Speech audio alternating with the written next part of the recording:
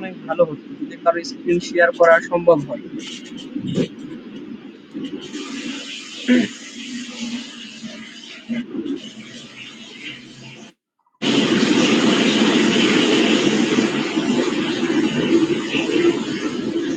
আমি মাত্র পিসিটা অন করলাম তো ভাইয়া, আসলে আপু দেখাক আগে, এরপরে আমি দেখাই। হ্যাঁ, নাজমা আপু, আপনি কি স্ক্রিন শেয়ার করতে পারবেন?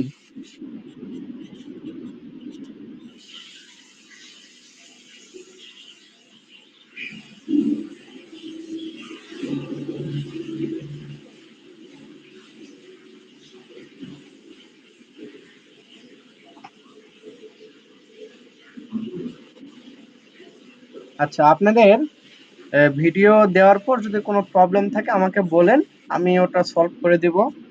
আর আমি তাহলে ক্লাসটা স্টার্ট করলাম ভাইয়া।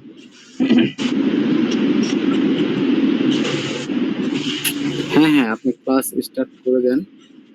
আর আপু মনে হয় নাই নাকি দেখছি।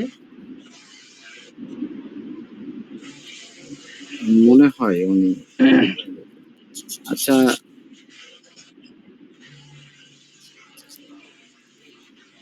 ভাইয়া, আমাকে ওই যে ইয়াটা দেওয়ার কথা ছিল, ওই যে আমার অ্যাডোবি ইলাস্ট্রেটরটা তো মনে হয় আর 3 দিন এরপরে হয়ে যাবে তো। আহ, তো কি করবো আমি বুঝতেছি না তো। এটা আপনি আমাকে যে ইনিডেক্সে একটু করে নোট দিন ক্লাস শেষে। ইনিডেক্স আচ্ছা নাম্বার ঠিক আছে, আমি ইনিডেক্স নাম্বারটা দিয়েন তাহলেই হবে। আর ফন্ট কি ডাউনলোড দিয়েছেন আপনি?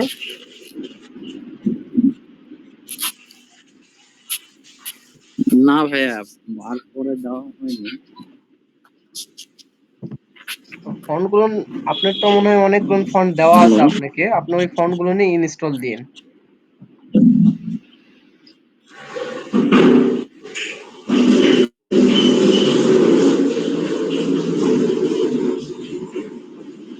নাজমা আপু, আপনি আসছেন?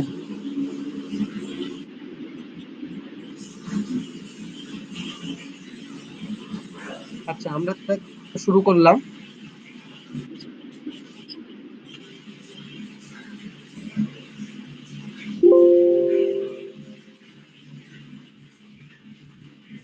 আমরা গত ক্লাসে দেখছিলাম যে জুম ইন, জুম আউট এবং পাথফাইন্ডার টুল, এটা ক্লাস মানে 4 নম্বর ক্লাসে দেখছি।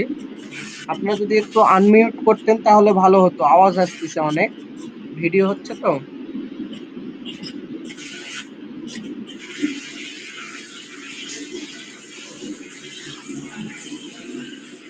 আপু মনে হয় নাই, আপনি আপুটা আনমিউট করে দেন। আচ্ছা, আমি মিউট করে দিলাম।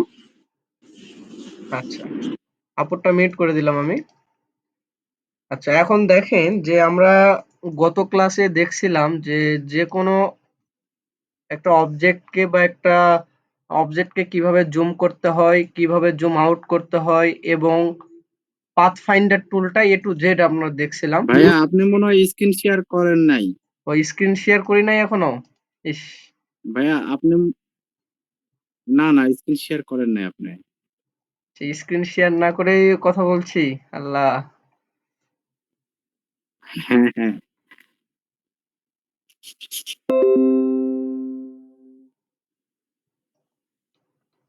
হ্যাঁ, এখন দেখা যাচ্ছে। আচ্ছা।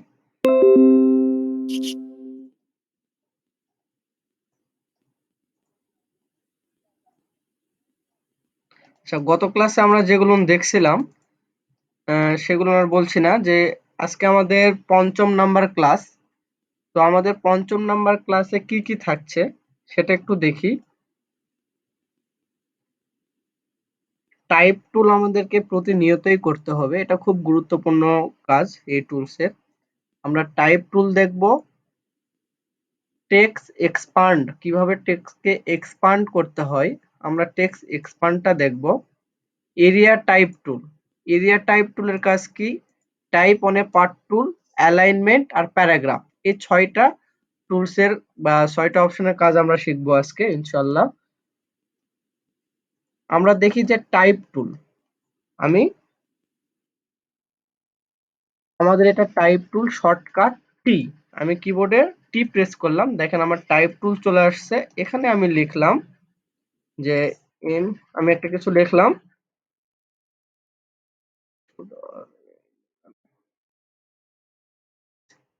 মাসুদ রানা GFX। আমি এটাকে শিফট অল্টার প্রেস করে সমানভাবে বড় করলাম এবং উপরে দেখেন যে আমাদের এটা কি প্যানেল বলছিলাম যে কন্ট্রোল প্যানেল।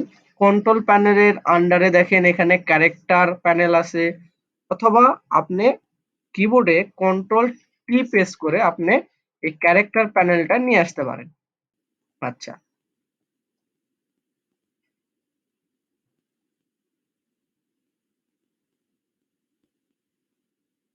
এ বাবা এই সময় ঝামেলা করিস না।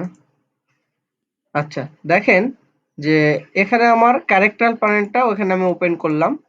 আমি এখানে দুইটা একটা কপি করে রেখে দিই। আমাদের কেউ জয়েন হয়েছে মেবি। আচ্ছা, এখন আমি এটা টেক্সটকে পরিবর্তন করব।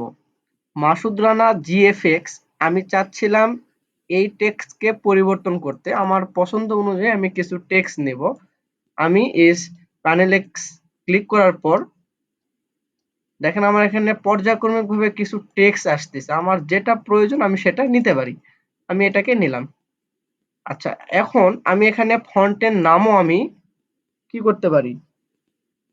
ফন্টের নামও আমি এখানে দেখতে পারি। তো অবশ্যই আপনারা এই ফন্টের নামগুলোকে কপি করে রাখবেন। যেই ফন্টগুলো ভালো সেই ফন্টগুলোকে কপি করে রাখবেন। সেগুলো কিভাবে? অবশ্যই আরেকটা নিউ একটা কি নিবেন? ওয়ার্কস্পেস নিবেন। আরেকটা নিউ ডকুমেন্ট নিবেন। নেয়ার পর এটার সুবিধাটা কি আমি দেখাই একটু। আপনি যদি এখানে আপনার এই টেক্সট গুলোকে কপি করে রেখে দেন, control V paste, good time font, আপনার কি হচ্ছে যে এই গুড টাইম ফন্টটা কিরকম? মাই ফন্টে যাওয়ার পর কন্ট্রোল ভি পেস্ট করে দিলাম। সেম এভাবে আপনি আপনার প্রত্যেকটা ফন্ট যখন 10-20টা ফন্ট বা 100টা ফন্ট এভাবে আপনি রেখে দিবেন, তখন কি হবে যে আপনাকে বেশি করে ফন্ট আর খুঁজতে হবে না। আপনি খুব সহজে বুঝতে পারবেন যে এই ফন্টটা এইরকম। আপনি জাস্ট এই ফন্টটাকে এই মাই ফন্টে রেখে দিলেই আপনি মানে সহজেই টেক্সট সুন্দর হলে, আপনার যদি টেক্সটটা সুন্দর হয় তাহলে আপনার ডিজাইন সুন্দর হবে। এই জন্য এই ফন্টগুলোকে পর্যায়ক্রমিকভাবে যেগুলো সুন্দর ফন্ট আপনি সেভ করে রাখবেন। ঠিক আছে, যেমন আমি একটা দেখাই যে আমার ফন্ট ফাইলটা সেভ করা আছে পার্সোনাল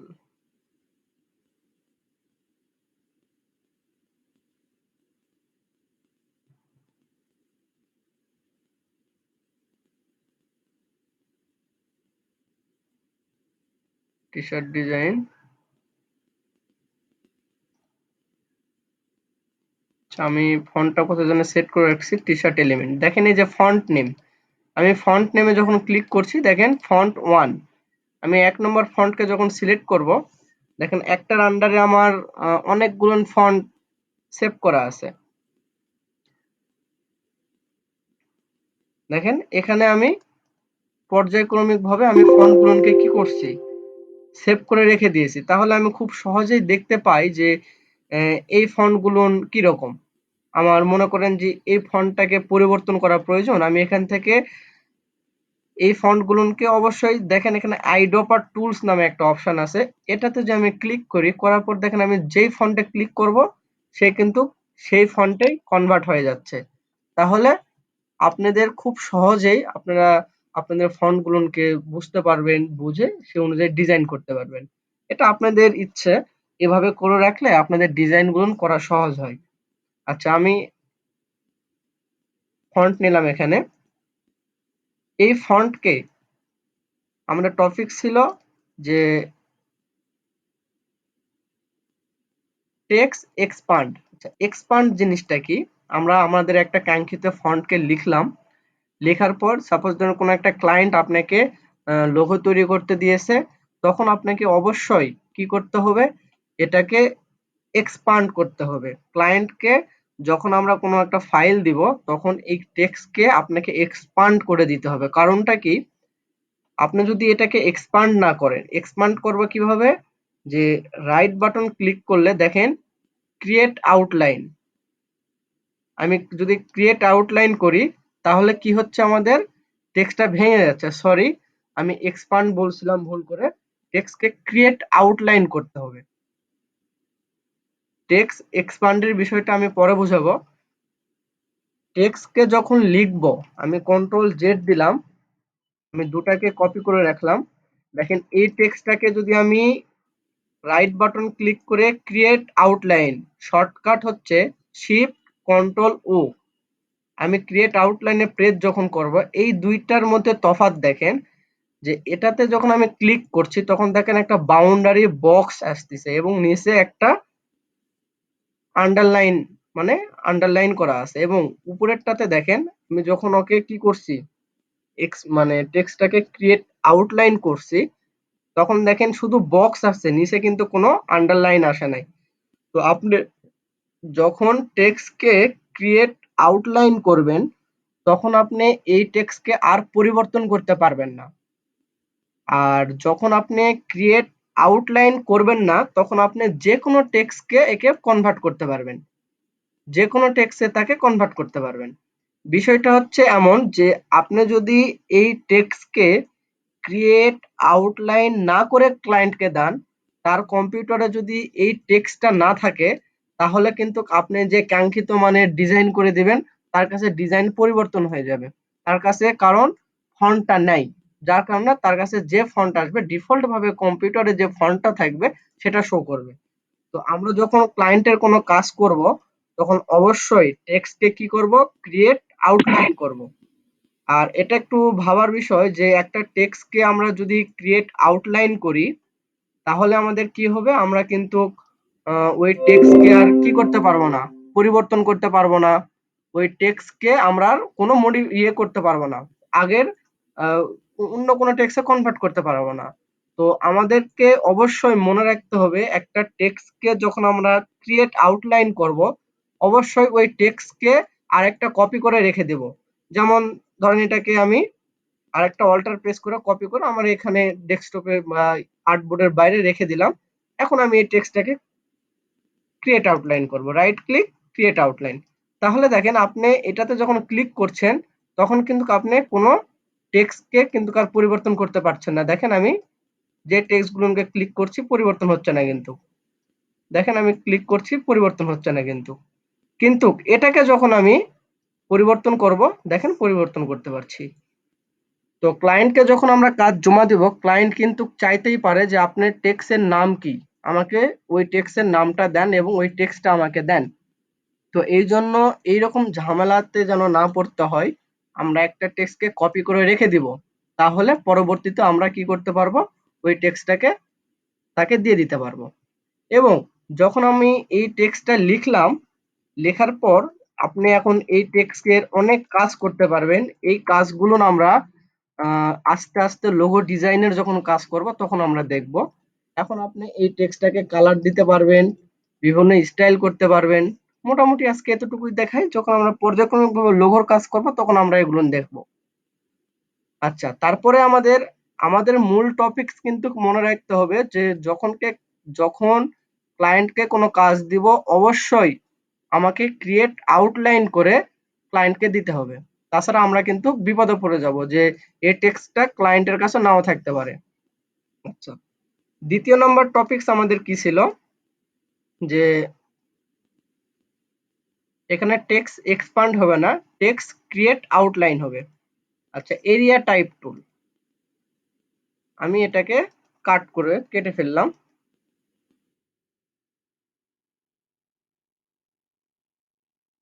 ব্যাক স্পেস দিয়ে কাটলাম, আমি টেক্সটটাকে রেখে দিলাম।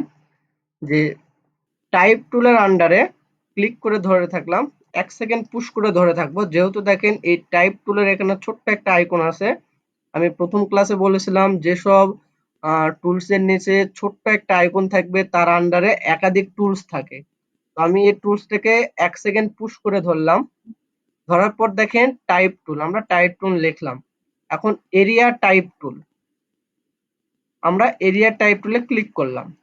ক্লিক করার আগে আমাদেরকে ভাবতে হবে যে এরিয়া বলতে কি বোঝায়। যে আমি কিছু শেপ আগে নেই, আমি একটা রেক্টেঙ্গুলার নিলাম, তারপর ধরেন আমি একটা রাউন্ড রেক্টেঙ্গুলার নিলাম, তারপর ইলিপস নিলাম, শিফট অল্টার প্রেস করে অবশ্যই এগুলো নেব, তাহলে সমানভাবে হবে। তারপর আমি পলিগন নিলাম, স্টার টুল নিলাম। আচ্ছা, দেখেন প্রত্যেকটাই কিন্তু আমার শেপ। আমি ডিফল্ট ভাবে এই শেপ গুলোকে ক্রিয়েট করতে পারি। আচ্ছা, এখানে আমার লেখা ছিল টাইপ টুলের আন্ডারে যে এরিয়া টাইপ টুল। এরিয়া বলতে বোঝাচ্ছে দেখেন এই রেক্টেঙ্গুলারের ফুল বাউন্ডারি হচ্ছে যে একটা এরিয়া, পলিগনের এটা ফুল একটা এরিয়া, রাউন্ড, সার্কেল এবং স্টার প্রত্যেকটাই কিন্তু একটা ভাইয়া কথা বুঝতে পারছি না। এখন কি বোঝা যাচ্ছে? হ্যাঁ, এখন বোঝা যাচ্ছে। আচ্ছা,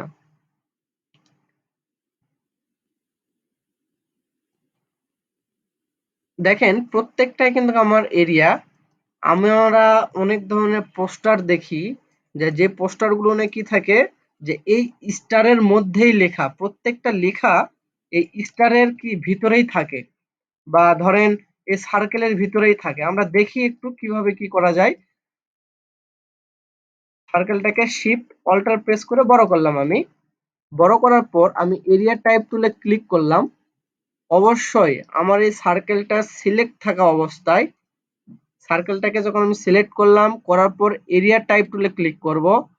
করার পর দেখেন যে আমি যখন মাউসের পয়েন্টারটা কিন্তু আমার কি হয়ে গেছে, দেখেন গোল হয়ে গেছে এবং টাইপ টুলের একটা সিম্বল আসছে।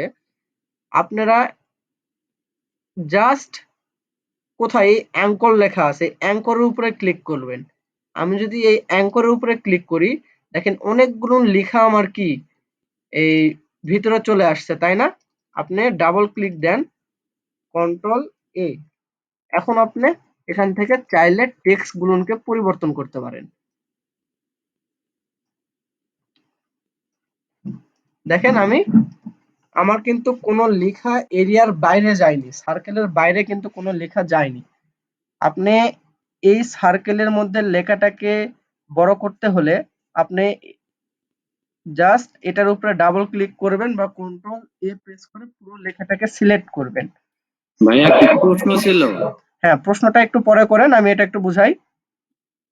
দেখেন পুরোটা যখন আমার সিলেক্ট হয়ে গেছে, হওয়ার পর দেখেন আমি এখান থেকে টেক্সটকে বড় করতে পারি। দেখেন এখানে লেখা আছে যে এই যে পয়েন্ট, আমি এর আগে বলছিলাম যে সেট দ্য ফন্ট ফ্যামিলি থেকে আপনি ফন্ট সাইজটাকে বড় করতে পারেন। আমি আস্তে আস্তে দেখেন আমি বড় করছি, আমার লেখাগুলো কিন্তু সার্কেলের বাইরে যাচ্ছে না, প্রত্যেকটা লেখা কিন্তু আমার সার্কেলের ভিতরেই থাকছে। এবং আপনি চাইলে এখান থেকে, এটা দ্বারা কি বোঝাচ্ছে যে এখান থেকে যদি আমি ৬ দেই, দেখেন প্রত্যেকটা লেখা কিন্তু আমার কম বেশি ভাবে নষ্ট হয়ে যাচ্ছে বা স্পেস বেড়ে যাচ্ছে, তাই না? আপনি চাইলে যেকোনো স্টাইল এখান থেকে করতে পারেন।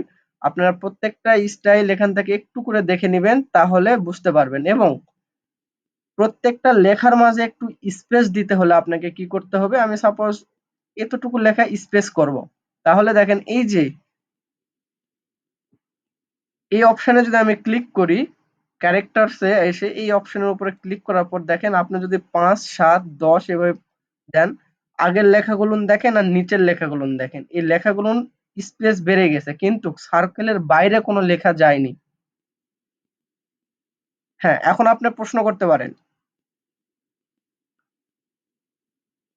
প্রশ্নটা ছিল ভাই, আপনি যে আহ, এই যে ভিতরে যে লেখাগুলো, টেক্সট গুলো, হ্যাঁ, হ্যাঁ। মানে এগুলো কি লিখে ই করলেন, না এই লেখাগুলো মানে কিভাবে আনলেন? আচ্ছা, লেখাগুলো আমি কিভাবে নিয়ে আসলাম? সুন্দর কোশ্চেন ছিল।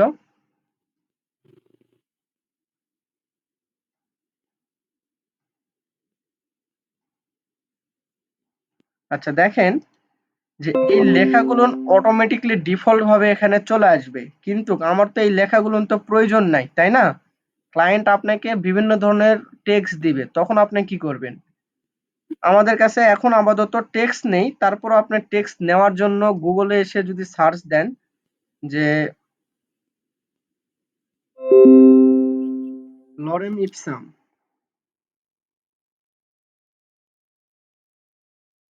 দেখেন লরেম ইপসাম লিখে সার্চ যখন দেব এখান থেকে আমরা ফ্রি টেক্সট পাবো। এই টেক্সট গুলোকে নিয়ে এখানে আমরা সাজাইতে পারি। এখান থেকে মোটামুটি আমি এই টেক্সট গুলোকে কপি করলাম। কপি করার পর সবগুলোকে কন্ট্রোল এ প্রেস করে সিলেক্ট করলাম। করার পর কন্ট্রোল কিবোর্ডে কন্ট্রোল ভি প্রেস করলাম। দেখেন আমি যেগুলো কপি করছিলাম যে সিম্পলিফাই থেকে ইপসাম, দেখেন সিম্পলিফাই থেকে ইপসাম এই পুরোটাই কি আমার কপি হয়ে এখানে বসানো হয়েছে। কিন্তু এখন এই টেক্সটটাকে আমার বড় করা প্রয়োজন। তাহলে আমি কি করব, প্রত্যেকটাকে সিলেক্ট করার পর এখান থেকে পয়েন্ট আছে, পয়েন্টটাকে আমরা একটু বড় করে দিলাম। এখন দেখেন আমার ছিল কতটুকু টেক্সট, আমার টেক্সট ছিল যে সিম্পলিফাই থেকে ইপসাম পর্যন্ত, কিন্তু এখানে দেখেন সিম্পলিফাই আছে কিন্তু ইপসামটা নেই। কারণটা কি, আমার টেক্সটটা বড় হওয়ার কারণে এই যে প্লাস আইকন দেখতে পাইছেন আপনারা মনে হয়, এই প্লাস আইকন হ্যাঁ, যখন দেখতে পাচ্ছি। প্লাস আইকন যখন আসবে তখন দেখবেন যে আপনার কিছু লেখা সেখানে কি জায়গা ছোট হওয়ার কারণে সেখানে শো করছে না। অবশ্যই তখন আপনারা টেক্সটটাকে কি করবেন, একটু পয়েন্টটাকে 14 করে দেন। দেখেন আমার ফুল টেক্সট এখানে ধরে গেছে। এখন আপনি চাইলে এই টেক্সট গুলোকে মডিফাই করতে পারেন।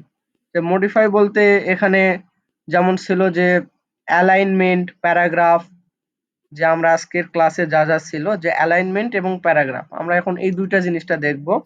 অ্যালাইনমেন্ট এবং প্যারাগ্রাফ খুব গুরুত্বপূর্ণ জিনিস। এখন দেখেন এই টেক্সটটা কিন্তু অ্যালাইনমেন্ট হয় নাই। অ্যালাইনমেন্ট কি জিনিস এটা আগে বুঝতে হবে, তারপরে আমি এটা আবার বুঝাচ্ছি।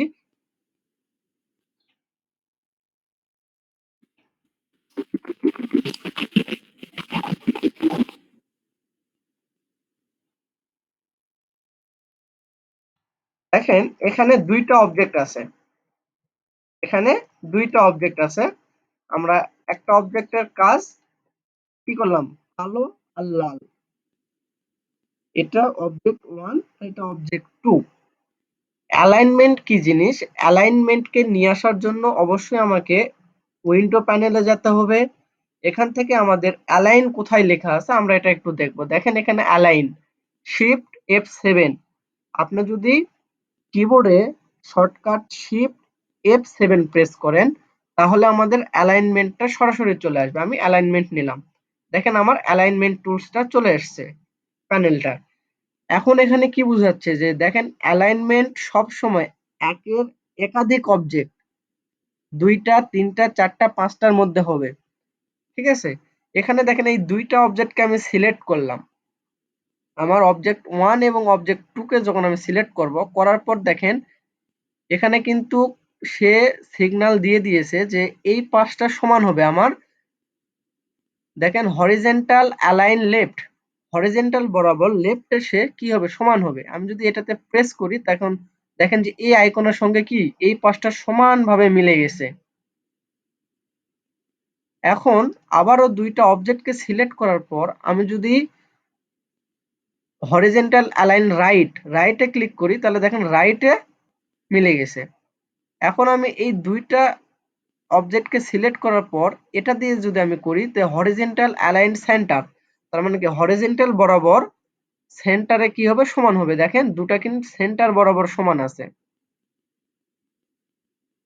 এখন এই দুটো অবজেক্টকে সিলেক্ট করার পর উপরেরটা কি বলছে যে ভার্টিক্যাল অ্যালাইন টপ, তার মানে এটা ভার্টিক্যাল বরাবর। আমরা কি জানি যে এই পেজটা পুরোটা হরিজেন্টাল আর এটা হচ্ছে যে ভার্টিক্যাল, হরিজেন্টাল ভার্টিক্যাল। তাহলে এখানে দেখেন এই অপশনটা আমার কি, যে ভার্টিক্যাল অ্যালাইন টপ, মানে টপে কি হবে, ভার্টিক্যাল বরাবর সমান হবে। দেখেন দুটো অবজেক্ট উপরের দিকে সমান হয়ে গেছে। এখন এই দুটো অবজেক্টকে পাশেরটা যদি করি যে ভার্টিক্যাল অ্যালাইন সেন্টার, ভার্টিক্যাল বরাবর দেখেন তারা কি সেন্টার ওয়াইজ চলে আসছে। আমরা আরেকটু দেখি ভালো করে যে দুটো অবজেক্টকে আমি এই ভার্টিক্যাল বরাবর আমি কি করতে চাচ্ছি, সেন্টার মানে সমান করতে চাচ্ছি। তাহলে এই দুইটা অবজেক্টকে আমি যদি সিলেক্ট করি, করার পর দেখবেন যে ভার্টিক্যাল বরাবর দুটা কি সেন্টার মানে কি মিডল পয়েন্ট বরাবর চলে আসবে। দেখেন ভার্টিক্যাল ভাবে তারা সেম হয়ে গেছে। এভাবে পর্যায়ক্রমিক ভাবে তারা কি হবে যে নিচের দিকে এটা সমান হবে। আমরা যদি এটা দুটো অবজেক্টকে সিলেক্ট করি, নিচের দিকে দেখেন সমান হয়ে গেছে। এভাবে পর্যায়ক্রমিক ভাবে আপনারা প্রত্যেকটা অপশন কিন্তু দেখে বুঝতে পারবেন যে কিভাবে জিনিসগুলোকে সমান করতে হচ্ছে। এবং এই অপশনগুলো খুব গুরুত্বপূর্ণ। এগুলো আমরা লৌহর যখন কাজ আস্তে আস্তে করব তখন আমরা এগুলো দেখবো। এগুলো খুব গুরুত্বপূর্ণ। চাইলে আমি এখন বুঝাইতে পারি, কিন্তু এগুলো আপনাদের এখন বুঝতে অনেক কষ্ট হবে। তো আমি এটা রাখলাম। জাস্ট এই কয়টা জিনিস আপনারা একটু বুঝবেন, তাহলে খুব গুরুত্বপূর্ণ এই কয়টা জিনিস, যে লেফট, রাইট, টপ, বটম আর সেন্টার। আচ্ছা, এখন আমরা চলে আসি এখানে। আমাদের এই টেক্সটটাকে কি করতে হবে, অ্যালাইনমেন্ট করতে হবে। আপনারা কি আমার কথা বুঝতে পারছেন? হ্যাঁ ভাইয়া, বুঝতে পারছি। আচ্ছা, নাজমা আপু। জি ভাইয়া, বুঝতে পারছি। আমি আচ্ছা একটু পরে চলে আসছি তো। হ্যাঁ, আচ্ছা। আচ্ছা, ঠিক আছে। এখন এখন দেখেন যে এই টেক্সটটাকে আমাকে কি করতে হবে, অ্যালাইনমেন্ট করতে হবে। এতক্ষণ আমরা যে কোনো একটা শেপ বা অবজেক্টকে অ্যালাইনমেন্ট করছি, এখন আমরা অ্যালাইনমেন্ট করব যে কোনো একটা টেক্সটকে, অনেকগুলো টেক্সটকে আমরা অ্যালাইনমেন্ট করব। আমি প্রত্যেকটা টেক্সটকে আমি সিলেক্ট করলাম, ডাবল ক্লিক দিয়ে সিলেক্ট করলাম, অথবা আপনি এই বক্সের উপরে টাইপ টুল সিলেক্ট থাকা অবস্থায় যে কোনো এক জায়গায় ক্লিক করে যখন আপনার কার্সরটা দেখেন, আমার কার্সরটা যেখানে কি করছে, একবার আসতেছে একবার যাচ্ছে, এইরকম যখন হবে তখন আপনি কন্ট্রোল এ প্রেস করবেন। দেখেন সবগুলো সিলেক্ট হয়ে গেছে, কিবোর্ডের কন্ট্রোল এ। এখন আমরা কি দেখছিলাম যে এটাকে হরিজন্টাল অ্যালাইন লেফট, এটা কিন্তু হরিজন্টাল লেফটের সমান আছে। এখন দেখেন আমি যদি হরিজন্টাল অ্যালাইন রাইট করি, সরি সরি এটা অ্যালাইনমেন্টটা এভাবে হবে না, টেক্সটের অ্যালাইনমেন্টটা এভাবে হবে না। টেক্সটকে আমার বলতে ভুল হয়ে গেছে, যে অ্যালাইনমেন্ট তো আমরা বুঝলাম, প্যারাগ্রাফ। টেক্সটকে যখন আপনি অ্যালাইনমেন্ট করবেন তখন এক্সপান্ড করার পর বা ক্রিয়েট আউটলাইন করার পর আপনি অ্যালাইনমেন্ট করতে পারবেন। এখন দেখেন এই টেক্সটটা এক্সপান্ড করার আগে বা ক্রিয়েট আউটলাইন করার আগে আপনাকে কি করতে হবে, আপনি অ্যালাইনমেন্ট করতে চাচ্ছেন, তাহলে আপনাকে প্রত্যেকটাকে সিলেক্ট করার পর এখানে দেখেন প্যারাগ্রাফ নামে একটা অপশন আসতেছে। আপনারা উইন্ডো থেকে দেখি এখানে প্যারাগ্রাফের অপশন আছে কিনা, আপনাদের ওখানে নাও আসতে পারে প্যারাগ্রাফ।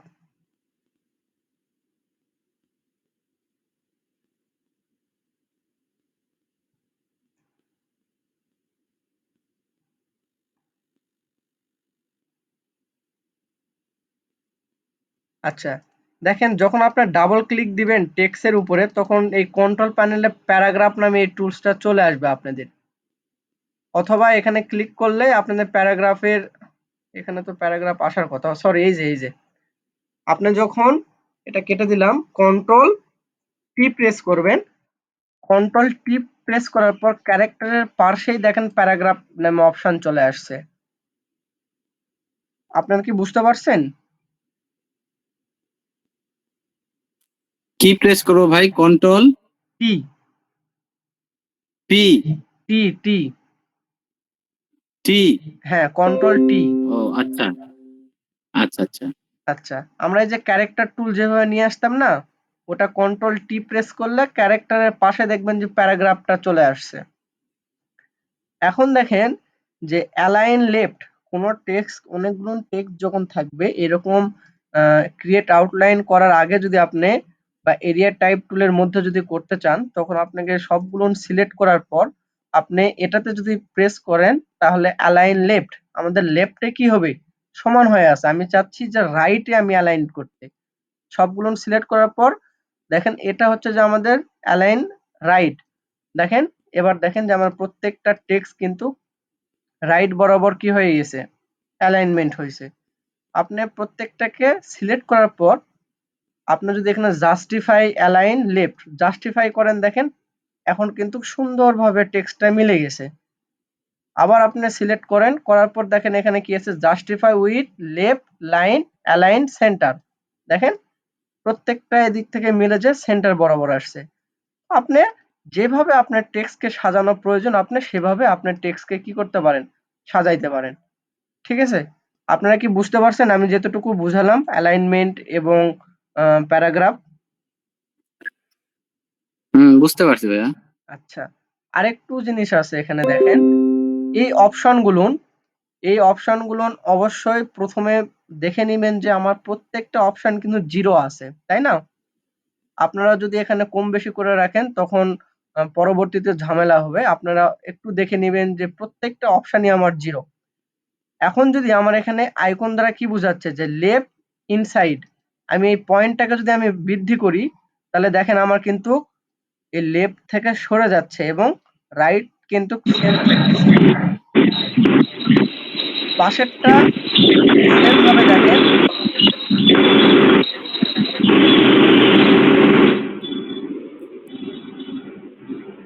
পাশেরটা দেখেন আপনারা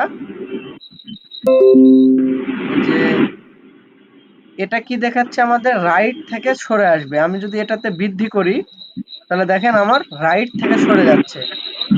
দেখেন আমি কিন্তু সার্কেলের মাঝ বরাবর নিয়ে আসলাম। আমি প্রত্যেকটা সিলেক্ট করার পর এই অপশনে যদি ক্লিক করি যে first line left inside, first line left inside. আপু আপনি একটু আনমিউট করে দেন, অনেক সাউন্ড আসতেছে আপনার ওখান থেকে।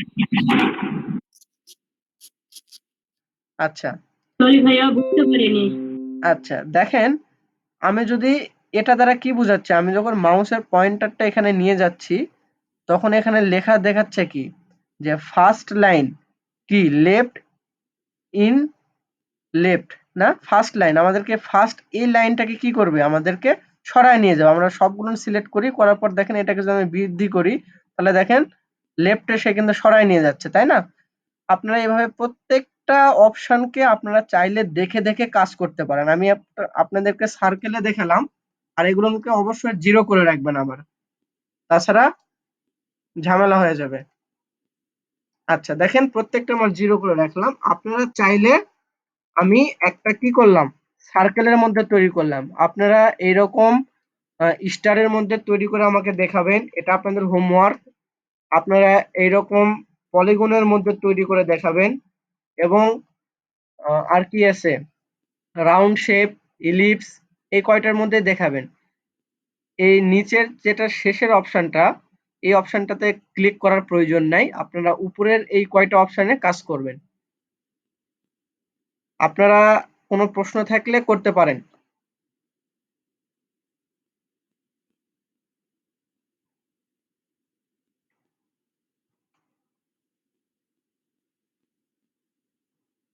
রফিকুল ভাই, হ্যাঁ ভাইয়া। হ্যাঁ কোনো প্রশ্ন থাকলে করতে পারেন ভাইয়া। না, আলহামদুলিল্লাহ ঠিক আছে। মানে ফার্স্ট জিনিসটা একটু মনোযোগ কম ছিল, কারণ আমার এখানে একজন আসছিল, কিন্তু পরবর্তীতে গুলো বুঝতে পারছি। আচ্ছা সমস্যা নাই। ভাইয়া আমার একটা প্রশ্ন ছিল। হ্যাঁ বলেন। আপনার যে প্যারাগ্রাফ অ্যালাইনমেন্ট এগুলি বুঝতে পারছি, যাক মানে প্রথম আলহামদুলিল্লাহ। দিকে একটু শুরুটা সমস্যা ছিল। প্রথম দিকে আমারও একটু প্রবলেম, কেননা আমি বাইরে থেকে এসে মানে একটু ফ্রেশ হতে গেছিলাম, তখন ওটা আমার দেখা হয়নি। যাই হোক, আর যেটা আপনি লিখলেন এটা আগে আমি মানে ইয়ে করে নিব, সিলেক্ট করে নেব, নেওয়ার পরে আমি লিখবো কি? সিলেক্ট করলে তো ওর মধ্যে লেখা যাবে না, মানে আমি রাউন্ডটা আগে নিব তারপরে ওটার উপরে লিখবো, না লিখার পরে আমি ওই ইয়েটা তার চিহ্ন কিংবা যে কোনো চিহ্নটা আমি দিব? এটা আমি ক্লিয়ার না, একটু আচ্ছা লেখার থেকে আমাকে দেখাবেন একটু। আচ্ছা, আমি যখন একটা স্টার প্রথমে নিলাম, স্টার যখন নিলাম, নেওয়ার পর আপনাকে অবশ্যই এরিয়া টাইপ টুল, আমি কিন্তু এরিয়া টাইপ টুল বোঝাচ্ছি, আপনার টেক্সটটা এরিয়ার মধ্যেই থাকবে। আপনি এরিয়া টাইপ টুলে ক্লিক জি করার ভাইয়া। পর এখানে দেখেন আমি বলেছিলাম যে প্রত্যেকটাতে কি বলা হয় অ্যাঙ্কর। এই পয়েন্টগুলোকে বলা হচ্ছে অ্যাঙ্কর। এই পয়েন্টগুলোকে বলা হচ্ছে অ্যাঙ্কর এবং মাঝের গুলোকে বলা হচ্ছে পাত। আপনি পাতের উপরে ক্লিক করলেও হবে। দেখেন পাতের উপরে যখন আমি ক্লিক করছি বা অ্যাঙ্করের উপরে যখন ক্লিক করছি, দেখেন পুরোটার মধ্যে কিন্তু টেক্সট নিয়ে নিয়েছে। আপনি নতুন টেক্সট লিখতে চাইলে এই সবগুলোকে সিলেক্ট করার পর আপনি লিখেন। আপনি যেগুলো লেখার প্রয়োজন লেখেন, দেখেন পর্যায়ক্রমিকভাবে আমার কি হচ্ছে, লেখাগুলো হয়ে যাচ্ছে। যা ইচ্ছা লিখছি এখনো লিখতে পারছি কিন্তু। ঠিক আছে? ডিফল্ট ভাবে আপনার ওই টেক্সট গুলো এখানে চলে আসে।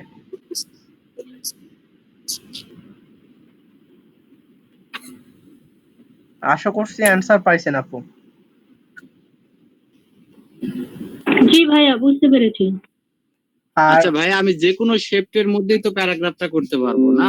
জি, জি, যেকোনো শেপের মধ্যে আপনি প্যারাগ্রাফ তৈরি করতে পারবেন। কিন্তু বিষয় হচ্ছে একটা জিনিস যে আপনাদের যে ভুল যে জায়গায় হবে সেটা হচ্ছে যে আপনারা কখনো এরিয়া টাইপ টুল দিয়ে যদি আপনি এইরকম একটু কর্নারে ক্লিক করেন তাও কিন্তু হবে না। এই জিনিসটা আপনাদের প্রবলেম হবে। কেন?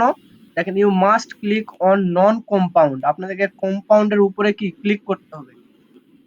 আপনারা যদি না বুঝতে পারেন সরাসরি একটু জুম করে যখন আপনার এই পাথ অথবা অ্যাঙ্কর পয়েন্ট আসবে, এই অ্যাঙ্কর পয়েন্ট অথবা পাথের উপরে ক্লিক করলে দেখেন আপনার টেক্সট গুলো আসবে। অন্যথায় আপনার কিন্তু ও এই আচ্ছা আচ্ছা। যদি একটু ফাঁকা জায়গায় ক্লিক করেন তাহলে কিন্তু আর আসবে না।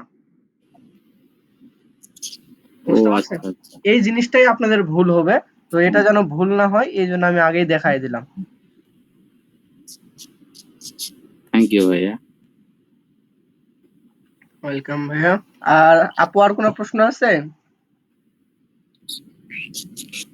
আচ্ছা, প্রশ্ন বলতে না গেলে ভাইয়া, এই যে আপনি আপাতত যদি একটু নাই, কিন্তু মানে ফার্স্টটা একটু প্রথমটা যদি একটু রিপ্লে করতে খুব হ্যাঁ, ভালো হতো। প্রথম থেকে আপনি দেখিনি তো, আমারও এই প্রশ্নটা ছিল। এটা তো যেহেতু আপনি ইউটিউব ভিডিওতে দিব, ঠিক আছে? একটা জিনিস আমি 4টা বার এখানে শো করালাম, 3 বার। তো আপনি যখন এটা বুঝতে পারবেন না ভিডিও দেখার পর, তখন আমাকে বলবেন। আমি আশা করি এটা বুঝতে পারবেন আপনারা। আমি ভিডিওটা এখনই আপলোড দিয়ে দিচ্ছি। আশা করি আপনারা বুঝতে আচ্ছা পারবেন। আচ্ছা ভাইয়া। আচ্ছা ঠিক আছে। আপনারা আবার কিছু মনে করছেন নাকি? না ঠিক আছে। না ভাইয়া, কিছু মনে করিনি, কেননা এক জিনিস বারবার দেখাচ্ছিল, এটাও একটা সমস্যা নাই। না, আমি চাইলে দেখাতে পারবো, কোনো প্রবলেম নাই। কারণ যেহেতু এই জিনিসটা আপনি ছাড়াও আরো অনেকেরা দেখে, তো জিনিসটা যখন আপনার একটা জিনিস বারবার একটা শো হবে তখন কিন্তু জিনিসটা দেখতে খারাপ লাগবে। তো আপনারা যখন ভিডিওটা দেখে বুঝতে পারবেন না আমাকে বলবেন, আমি দেন এটাকে সলভ করে দেব। আশা করি বলতে হবে না, আপনারা বুঝতে আচ্ছা, পারবেন ইনশাল্লাহ।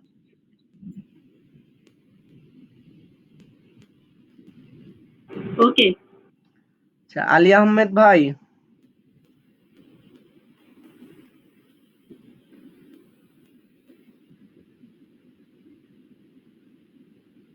হ্যালো আলী আহমেদ ভাই।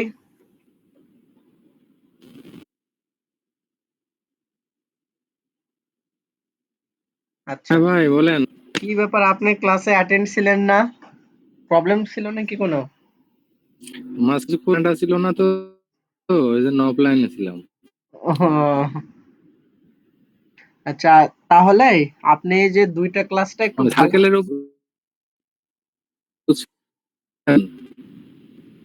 কথাটা হয়তো আটকায় যাচ্ছে একটু। হ্যাঁ হ্যাঁ ভাই, হ্যাঁ ভাই শুনতে পাচ্ছি তো। আপনার কথা আটকায় যাচ্ছে, সমস্যা নাই। আপনি হ্যালো 2টা ক্লাস ভিডিও হ্যালো ভালো করে একটু দেখে নিয়েন ভাইয়া, তাহলে আশা করি হ্যালো। আপনি বুঝতে পারবেন।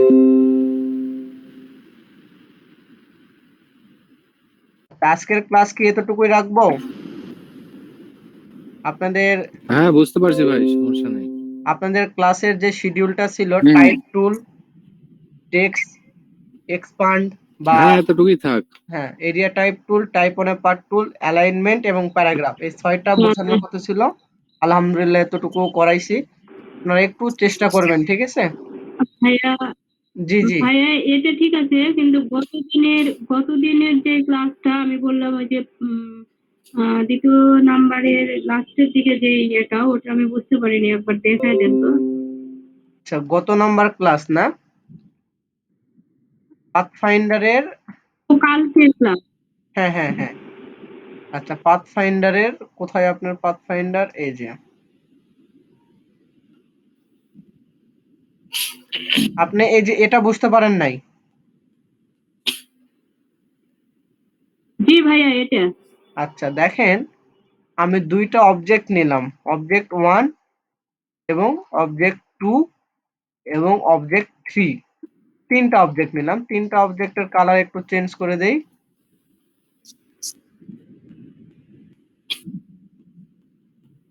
আচ্ছা, ৩ টা অবজেক্ট এখানে আছে, ঠিক আছে?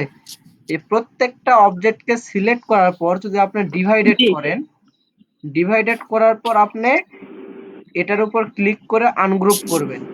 তারপরে আপনার আর্টবোর্ডের যেকোনো ফাঁকা অংশে ক্লিক করার পর দেখেন আপনি টানেন যে প্রত্যেকটা অংশ আপনার কি পার্ট বাই পার্ট ডিভাইডেড হয়ে গেছে। দেখেন সুন্দর একটা শেপে কিন্তু পরিণত হয়ে গেছে আপনার। ডিভাইডেড এর কাজ প্রত্যেকটা ও আচ্ছা অবজেক্ট। ভাইয়া, ভাইয়া আমি বুঝতে পেরেছি, আর বলতে হবে না। আমিও এটা চেয়েছিলাম যে ৩টা, আমি ৩টা না নিয়ে ওই যে একটা ভাইয়াকে বললাম, ওই ভাইয়া বলল যে ২টাই নিতে হবে। হ্যাঁ, আসলে ও হয়তো বুঝতে পারেনি। না, না, না। হ্যাঁ, ৩টা নিতে হবে। ৩ টা না আপু, আপনি ২ টা নিয়েও করতে পারবেন। আপনার এই ২টা নিয়ে কিভাবে হয়? আচ্ছা, এটাকে আমি কেটে দিলাম। আমি ৩ টা অবজেক্টটা দেখালাম এমনি। দেখেন আমি ২ টা অবজেক্ট নিলাম। নেয়ার পর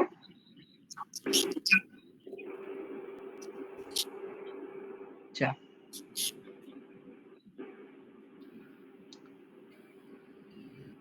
ভাইয়া এমন যখন হয় তখন কি করতে হবে বলেন তো? আমারও তো হয় মাঝে মধ্যে। একটু ইয়ে করতে হবে, একটু সবুর করতে হবে। আমাদের Adobe Illustrator টাই কেটে গেছে। আল্লাহ! হঠাৎ করে যদি এভাবে কেটে যায় তাহলে তো ঝামেলা। আচ্ছা দেখেন একটু হুম।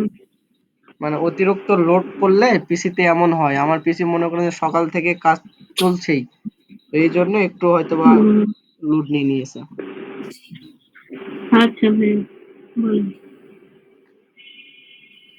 আপনি যখন পাথফাইন্ডার এর কাজ করবেন তখন কিন্তু একটা একটা অবজেক্ট নিয়ে হবে না, একাধিক অবজেক্ট নিয়ে কাজ করতে হবে। আপনি এই কাজটা একটু দেখায় দেই আমি। আচ্ছা,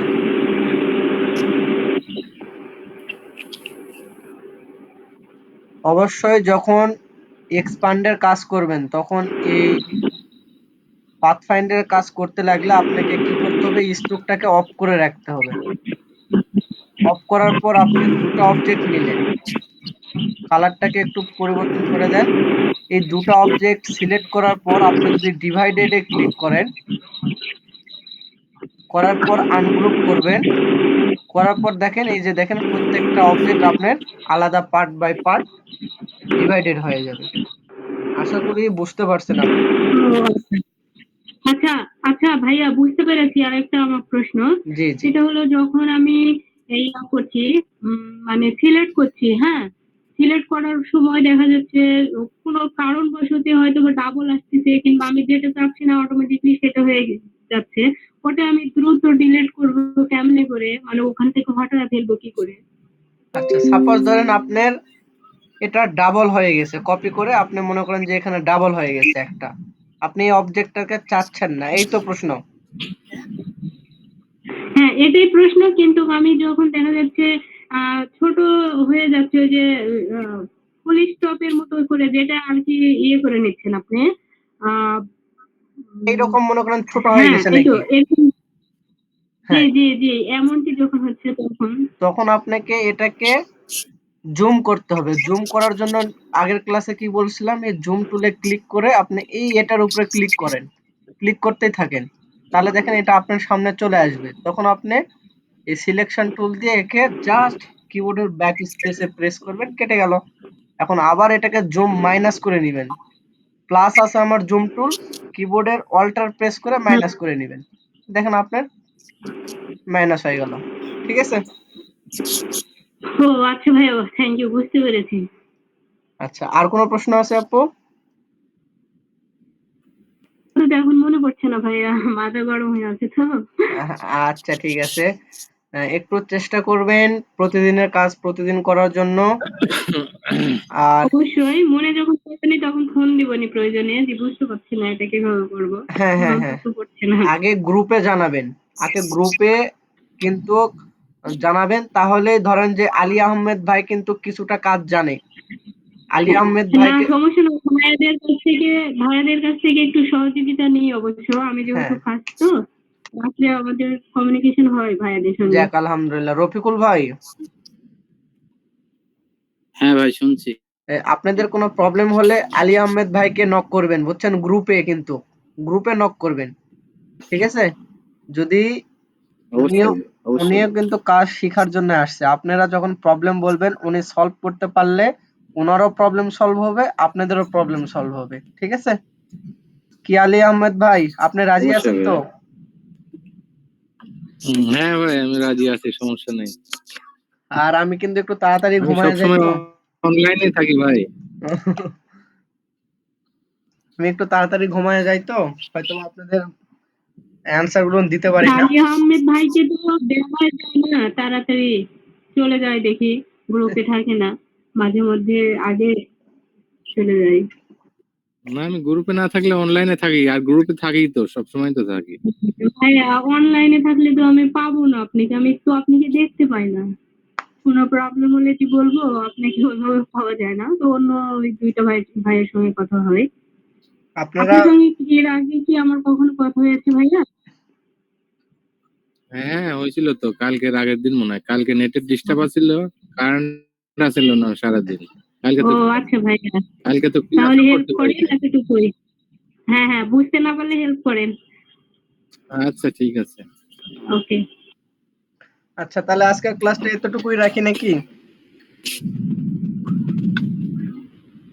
জি ভাইয়া, এতটুকুই রাখেন, আর ক্লাস নিতে বলবো না, আমার এখানে অনেক বৃষ্টি হচ্ছে, হয়তো বা কখন বা আমার বিদ্যুৎ চলে যাবে, তাহলে দেখা যাচ্ছে ক্লাস নিলে আমি আবার অ্যাটেন্ড থাকতে পারবো না।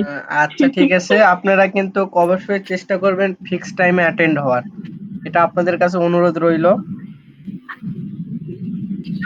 ভাইয়া আমি অনেক চেষ্টা করি, কিন্তু আমার একটু প্রবলেমের জন্য হয়তো বা কখনো কখনো মিস্টেক হতে পারে, কিছু মনে করেন না, আমি চেষ্টা করবো আর কি যথাসাধ্য আচ্ছা, ঠিক আছে। আগে আসার। আচ্ছা তাহলে আমি ক্লাসটা এন্ড করে দিলাম নাকি? আচ্ছা আচ্ছা, ভাইয়া, ঠিক ওকে। আছে। আর রফিকুল ভাই,